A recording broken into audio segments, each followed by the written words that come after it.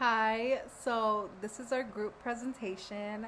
We had a little trouble with getting the group together, but Jon-Richard and I pushed through to give you this presentation on bisexual stereotypes being portrayed in television and fandoms. We're both going to give you some examples of biphobia within the fandoms, community, and television. Then some positive representation. I will be starting it out with bisexual stereotypes in fandoms, and I hope you enjoy our project. Thank you. So just again, I'm going to be talking about bisexuality stereotypes in fandoms. So just welcome to my section of the project. There are a lot of stereotypes that bisexuals have to face. So not being gay enough to be a part of the community, especially if a bisexual is in an opposite sex relationship. That they're actually straight, but they just want the attention. They've only been in opposite sex relationships, so they can't be considered bisexual. Or this is just a phase or confused. This is all biphobic thinking and trying to erase bisexuals as a real sexuality. These are stereotypes that many bisexuals have to deal with. So from the class readings, I'm going to be using Queering Queer Theory or Why Bisexuality Matters, and Bisexual Erasure, what it is, why it's a threat to health, and how to put an end to it. So these quotes are from those readings as an example. These quotes are explaining like the biphobic thinking that really harms bisexuals. So the first quote is, they're just confused, they're gay or lesbian, and this is just a transitional phase until they fully come out. They're actually straight, but they want the attention. It's not even real. The second one goes, some examples include downplaying bisexuality as just a phase. Assuming two women are in a relationship together must be lesbians. Assuming a man and a woman who are in a relationship together are both straight. So the third one goes, bisexuality is an often invisible identity. Heterosexual and homosexual communities contribute to bisexual erasure, acting in concert to protect a binary system that is complicated and disrupted by the possibility and presence of bisexuality. So these type of stereotypes are all over the world for bisexuals. It makes them feel out of place because not even the community they thought they could be safe in will accept them. It gets worse when bad representation or biphobic shows/fandoms attack them for the same thing. After hearing the stereotypes that bisexuals have to receive, here are some from television. Bisexual stereotypes that are usually shown on television are always they can't be bi, they were in relationships of the opposite sex, which erases bisexuality as a sexuality, because it then determines that one must be one or the other instead of just being bisexual. When they are finally allowed to be bisexual, they are then portrayed as the overly sexual character who is just used for threesomes because of their sexuality, which would be fine. But it then serves as all bisexuals need to be the sex beast because of their sexuality. Then they are seen as the one who would most likely cheat in a relationship because of this. Most times, if they are seen with a partner of opposite sex, they are seen as being totally straight and not bisexual, which basically erases their identity. Now I'm going to show you a clip for an example. This clip is from Brooklyn Nine-Nine's Rosa Diaz. She is an amazing representation of bisexuality. But in her coming out episode, it demonstrates what it is really like to come out to parents who are not accepting. And it brings up some of the stereotypes I discussed before, such as marrying the opposite sex so you can be seen as straight instead of bisexual, and her parents bring up that her sexuality is just a phase for that reason. So your mother and I talked about what you told us last night. We don't need to talk about that right now. We want you to know we're not upset. Great. I'm not upset either. Because no matter what you call yourself, you still like men. So you can still get married and have a child. I can do those things with either a man or a woman. Yes, but it will be a man, because this is just a phase. Okay, that's settled. Ladies up. So while Rosa is an excellent representation of bisexuality, this episode was chosen to demonstrate these ideals and stereotypes being portrayed to be biphobic towards her. Moving on is bisexuality within fandoms. While watching any show, many things can go unsaid or left out of canon. This leaves rooms for fans to have headcanons of their own for the characters they like. The idea is to share multiple views or connect with other people who share the same views. But this actually starts a lot of fights within the fandoms across Twitter, Tumblr, and any other social media. We're going to focus on erasing bisexuality that happens within the fandoms and how some shows may enable it, such as Supernatural and The Falcon and the Winter Soldier, and how some may go against it by giving the correct representation of bisexuality. One of the examples is The 100. Let's start with the most recent example, Bucky Barnes from The Falcon and the Winter Soldier. There was an article in the beginning of the series revealing that there might be a confirmation of Bucky's bisexuality, which excited fans from the misleading of his sexuality in previous MCU movies. So this was the article. Though, after the finale of the show, interviews began to come out from the writers of the show that they never intended for Bucky to be bisexual. This was definitely a form of queerbait. The article that took it all back. But the response of many fans was either they were being queerbaited because no straight person stands like that, and others were claiming that not every character needs to be LGBTQ+. And if he were bi, then it would ruin the character. So these were actually comments that were under the first article claiming that Bucky was bisexual, and they were just hateful and super biphobic. So the second example is actually from my personal experience. I posted a TikTok about the article that was saying that Bucky wasn't bisexual, and even that got some hate. That is not correct. Because according to the encyclopedia... So I was just claiming the obvious, saying that no straight person can stand like that. And of course, this obvious troll commented that y'all gonna hate me, but not everyone has to be LGBTQ. But honestly, there's so many straight characters. And if a character is obviously queer coded and is shown as a bisexual, then I feel like we're allowed to claim it, especially with the queer bait. So of course I commented back and I said he is. But people are allowed to have their own headcanons and see themselves in their favorite character, especially when this character can't stand correctly and just gives bi energy in every scene he has. Now, the queer bait tale of the century. If you've seen my other presentations, you knew I was going to bring up Dean Winchester from Supernatural. Now, while Bucky was a more recent example from queerbait and fandom fights, that was small compared to Dean's bisexuality being accepted by the fandom. This fandom is separated by Destiel, Dean and Castiel, and Wincest, Dean and Sam ships.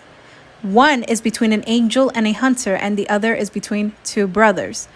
Now, the Wincest shippers will never admit Dean being bisexual and into men, but will allow him to sleep with his brother, who is a man, which is kind of ironic. So these are just a few examples from Twitter of the fights had. This guy tweeted that Destiel is canon, but I don't think Dean is bisexual, which is super contradicting because Castiel is in a male vessel. The other side of tweets are Destiel shippers making fun of the irony of Wincest shippers saying Dean isn't bi but is in love with his male brother.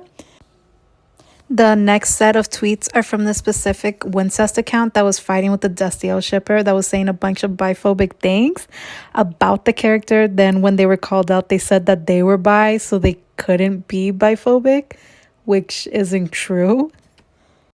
Then that same account that was saying Dean couldn't be bisexual and all these biphobic comments was then retweeting things such as Dean being with his brother romantically. Again, after claiming he wasn't bi. So it's just really ironic, and all these ship fights are all over the fandom. But not only ship fights, it's just like erasing Dean's bisexuality, but agreeing to ship what they want and only getting the information that agrees with their opinion. For those fans that don't ship any and are just here for the plot of hunting, they don't agree with Dean being bisexual because of his various relationships with women. Many fans across the fandoms don't seem to understand or validate bisexuality, with the reason being used all the time to erase a character's bisexuality. Just because they are in relationships with the opposite sex doesn't mean they're not bisexual. That's basically the definition. They can be with opposite sex or the same sex. But a lot of people don't seem to understand that. Moving on is Clarke Griffin from The 100. Clarke is a positive representation of a bisexual character, but it wasn't recognized in the fandom as well as it is today. When the show was on, Clarke was between two ships, Clexa, which was Clarke and Lexa, and Belark, which is Clarke and Bellamy, which started many shipping wars. Fan of Belark believed that Clarke was straight, while Clexa recognized her as a lesbian, both forgetting that bisexuality existed. So I found this meme on Tumblr that was basically claiming that Lexa turned Clarke gay, like she was straight before, which is a total erasure of her bisexuality. Then I found this other post that was basically saying like Clarke is bisexual, and that saying that she was either a lesbian or she was straight based off ships was bi erasure, and explained that it was really biphobic and that they should really just accept her sexuality, which was being bisexual. In the scene where Clarke and Lexa share their first kiss, many fans believe that Lexa was the one to instigate it and erased Clarke's bisexuality. In this case, the showrunners did want it to be clear that Clarke was in fact bisexual. There were scenes with her sleeping with other women other than Lexa, and her having romantic interests with both men and women further on in the show for it to confirm that she was bisexual. In summary, it is sad to see that there are so many biphobic stereotypes being used in television and across our own fandoms, but it doesn't invalidate any character's sexuality if you believe it. Fans are allowed to have their own headcanons and see themselves in these characters and to stand them. Bisexuals are valid even in fictional characters. Fictional characters should be allowed to be bisexual to let bisexuals have positive representation and relate to the characters they love. And these are just beautiful fan art of my bi babies that were made by fans who believed they were bisexual. Anyways, I hope you learned a little something about bisexuality in regards to stereotypes and fandoms from my section of this project. Thank you. Hello, my name is Jon-Richard, and this is my section of our group project about bisexuality and biphobia. My section is about bisexuality, biphobia, and fandom. We'll be covering the stereotypes bisexual people face from inside the community, such as being accused of not being gay enough or just a straight person pretending to be bi, and also what it means to be bisexual in the world we currently live in. Being bisexual has still in a lot of ways, it faces unique problems that other sexualities don't necessarily face that fall under the LGBT umbrella, and that's part of what we're going to jump into today. We'll look at a few different perspectives and give an overview of fandoms that do a good job of being accepting and supportive of bisexuality in their social circles and fan communities. Fandom does have, a lot of fandoms have a reputation for not being accepting of the LGBT community, so I thought it would be nice to take a look at a fandom that does a very good job of being accepting, and both in the show itself and in the community, because communities can be very accepting in fandom despite what certain cultural perceptions may be. So for the first of our articles, I looked at an article titled "What to Do If Your Inner Tomboy is a Homo: Straight Women, Bisexuality and Pleasure in MM Gay Romance Fictions" by Guy Mark Foster. So in many cases, gay men are sexualized in a way that exists only for the pleasure of straight women and not to be positive representation. When portrayed like this, these works can propagate harmful stereotypes and be unsupportive of the LGBT plus community. Foster argues that when written respectfully, they can also potentially be helpful to the women who write them in exploring their sexuality. So let's take a look at what Foster says. He says, quote, "However, I want to suggest in what follows that the identity category bisexual, as well as this mode of desire, can also be mobilized in a non-biphobic sense to illuminate textual scenarios in which the primary figure includes one man who is sexually involved with another man, as is the case with characters in an MM romance novel, as well as the ostensibly heterosexual woman who calls this bisexual man into being through her idiosyncratic practice of reading and or writing as if she were a man." So I think Foster is hitting on a very interesting part of bisexuality in fiction, which is there is definitely a lot of gay characters or bisexual characters who are written in a way just to be in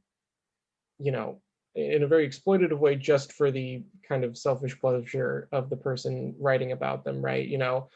A straight woman might write about two muscly, for all intents and purposes, heterosexual men, but she writes a fan fiction about them having sex just for her own sake. And while there's nothing inherently too wrong with that, it starts to get dicey when you try to start selling that, or when that becomes the face of what it means to be bisexual, or what it means to be, or what people see when they think of male romance, right? But Foster says that in certain contexts that can be used to, instead of being harmful, you can just use it as a way to explore your own sexuality, and maybe come to terms with being bi yourself or how you view bi people, and it can instead be a very positive thing, which I think is a pretty strong outlook to have. For our second article, I took a look at Sex and Ambivalence, LGBTQ Youth Negotiating Sexual Feelings, Desires, and Attractions by Kyra Clarke, Rob Cover, and Peter Aggleton. In this article, they talk about how while sexuality and identity are often equated exclusively with sex and sexual attraction, your identity affects a much wider experience than that. Being bisexual isn't just about being attracted to more than one gender. It's about the culture you inherit and the elements of your identity that you can take pride in. We have a perception as a society in a lot of ways that bisexuality or other sexualities are just about the sexual side of things, and we lose out on the nuance of what it means to have an identity that is steeped in history and culture and other people who have that same identity, and the ways that that means you are perceived, or the things that you enjoy about that identity that aren't just about your physical attraction, but other things you may take pride in, whether that's something small like maybe you like the flag, or something big like how you interact with other people like you and can relate to them. A quote on that in the article is, "Participants also noted stereotypical forms of media representation. For example, bisexual erasure in shows such as Orange is the New Black, where the main bisexual character is often called a lesbian. Elsewhere, it has been noted that fictional bisexual characters are often represented not as implying a genuine attraction to more than one gender, but as people utilizing the term while transitioning between straight and lesbian/gay identities. This emphasis on transition often reinforces a heterosexual/homosexual binary and fails to acknowledge the ambiguity and choice in desire and attraction." So not only are bisexual people being sort of perceived purely on who they're sexually attracted to, but also we're seeing the ways in which they are erased or shown to be, just sort of confused or not really viewed as like a final place that you could end up in terms of how you think about yourself and your sexual attraction, which is another something they face. And this sort of leads into this next article. We need to talk about Biphobia by Jenny Eastwood, where she talks about her personal experience facing biphobia. Eastwood explores the ways in which bisexual people face discrimination from inside the community in more casual and sometimes insidious ways than from without. being rejected by someone you love for not being exclusively attracted to either men or women is its own form of pain from what you might face from bigots outside the community. And she, in addition to some personal testimony, she also says, I remember thinking that it would be easier for them to understand if I were just gay. For some reason, bisexual just sounded and felt hypersexual and dirty. Bisexuality is either the bridge to coming out as gay, or we're greedy and can't make up our minds. Bisexual women are not really into women. We just hook up in bars to impress them. Bisexual men are really just gay and haven't come to terms with their sexuality yet. And so again, we're seeing the ways in which bisexuality is viewed as just a stepping stone or not valid as a final resting place. Eastwood talks a lot about how in her own personal experience, she was scared to share that she was bisexual when she would start dating because she was worried that that would be a turnoff, especially when she was dating lesbians. She talks about how she was afraid to come out to them because she didn't know how they would react or if they wouldn't view her identity and sexuality as valid. And that's coming from inside the LGBT plus community, you know, like that's coming from people who are supposed to be inclusive and have faced similar discrimination themselves, but have somehow come to a place where they're putting up their own walls in regards to bisexuality. And in the article, The Effects of Erasure by UK Essays, we see that again and explore it even further. The article discusses the erasure of bisexual people, especially famous people, and how their identities can be delegitimized or ignored for the comfort of their audiences. It also brings up that this can lead to bisexual people being in the closet even after coming out. Like, think about what we were just talking about with Eastwood, and how she talked about how she was afraid to share her sexuality with other women she was dating. Like, she was openly out, but still hiding a part of her sexuality because of how afraid she was that she would be rejected. In the essay, quote, however, when relating to sexuality, it is commonly referred to as a double identity, as opposed to the double consciousness when relating to racial identities.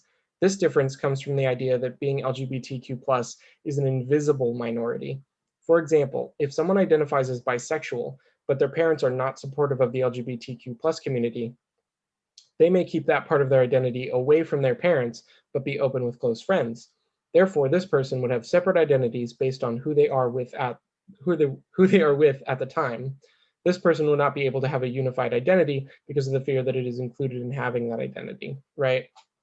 So across all of these essays that we're looking at, we have this theme of bisexual people are able to be out, but in so many ways they still deal with prejudices and stereotypes and problems that they otherwise wouldn't have that keep them from living, you know, to their truest selves.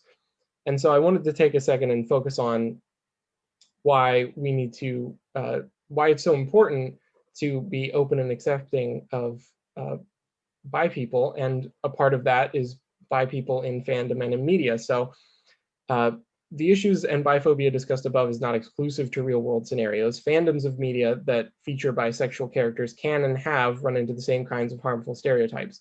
That said, many fandoms are also incredibly supportive of bisexual characters, whether because they feel their own identity is seen or because they wish to be inclusive.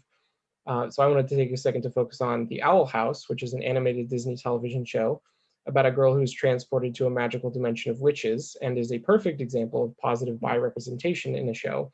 And of a supportive and inclusive fandom. So we have, this is Amity and Luz. They make up the show's principal ship, Lumity. And this ship is not only partially canon in the show, but is also supported by the show's creator, Dana Terrace. So in an AMA on Reddit, Dana Terrace was asked, what sexuality is Amity? It's not entirely clear yet. And she said, Amity is intended to be a lesbian and Luz is bi. I apologize for my original post, which was worded vaguely. Romantic threads are fun, and I love how many people are connecting to that storyline, but my personal taste as a storyteller will never allow me to write a full-on romance saga. That being said, me and the crew are having a crap ton of fun developing this thread in season 2. All the ins and outs of these storylines we're keeping track of. Feels like we're knitting. And on Twitter and on Reddit, whenever interacted with, Dana Terrace has been very supportive of this ship, and it's an explicit plot thread in the show itself. And as you can see from these enthusiastic comments, it means a lot to the fandom, and the fandom itself is really receptive to it. The subreddit is populated every week with fan art and fan comments, fan comics and comments about their love and support of the ship. And so I just wanted to kind of wrap all this up by saying biphobia is a real problem facing the LGBT plus and queer community. The erasure and stigmatization that bi people face is a problem that hasn't gone away. But that said, many fandoms are inclusive and supportive, and with positive representations in popular media, the gap in acceptance for bi people is hopefully closing. And that's in large part to positive depictions like this, like in the Owl House, and other fandoms and shows I've seen personally have gotten much better about this over time. And so that is that's my presentation, my section of this. So I hope you enjoy, and I hope I've left you something to think about.